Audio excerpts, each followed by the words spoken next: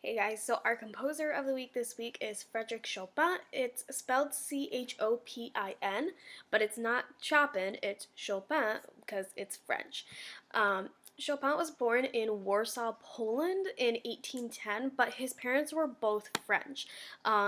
He had a really deep love for the Polish culture though, and even at home, he insisted on speaking Polish, not French, even though that's what his parents spoke, and they did teach him how to speak French. Um, he was really, really talented as a kid. From a really young age, people noticed that he was very musically inclined. But even then, he was often really, really sick and was just known as a very unhealthy child. And just had a lot of issues. However, but even by the time he was 7 years old, he gave his first public performance and composed the first couple of pieces. And then eventually in 1824 and 1825, so he was in kind of his early teen years, he was introduced to Polish folk music while he was traveling, and he really loved how just lively and playful it was compared to some of the more serious stuff that he had been studying while he was learning to become a composer and a performer. Um, Eventually, in 1830, so he was about 20 years old, he moved to Paris, and he even became a French citizen after a couple of years. And he lived in Paris for pretty much the rest of his life, but he never really considered himself French. He always considered himself Polish.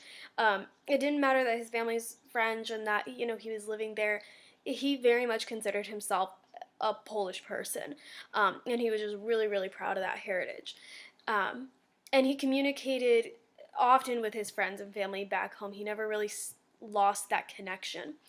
Once he moved to Paris, though, and again, he's about 20 at this time, he stopped giving as many public performances. He still performed for his friends and family when they would come and visit him, just in his own home, but he wouldn't necessarily go out and give very many public performances. He was still composing, but he just kind of shut himself in. Um, but he did become friends with a couple of really cool composers like Berlioz, and he was very, very close friends with Franz Liszt, who will be our composer of the week next week.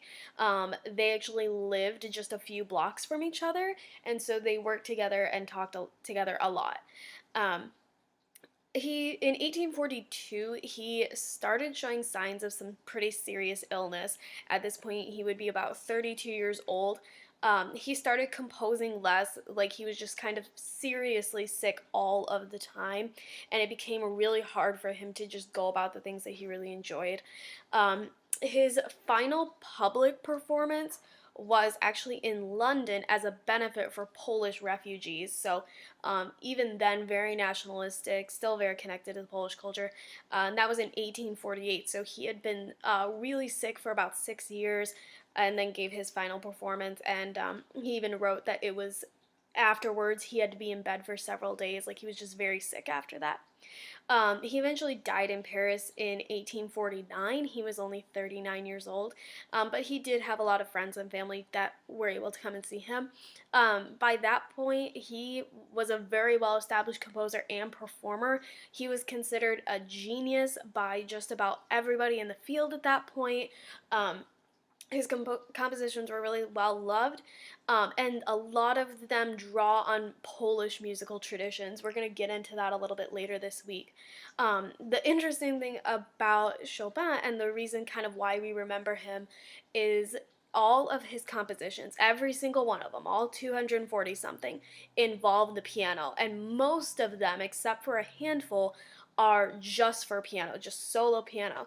That was his main instrument, but the fact that he never uh, composed for a variety of different things is just really interesting for his time period. Most of the composers that we look at from the Romantic era have a really big just variety of things that they do because they had access to a lot of things and people were funding music. And while Chopin had a lot of funding and a lot of people were supporting his music, he just didn't really want to compose any operas or any vocal work or anything like that. He just wanted to compose for the piano, and he did it really, really well.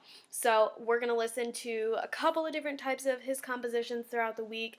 We'll listen to nocturnes, which he's kind of credited with.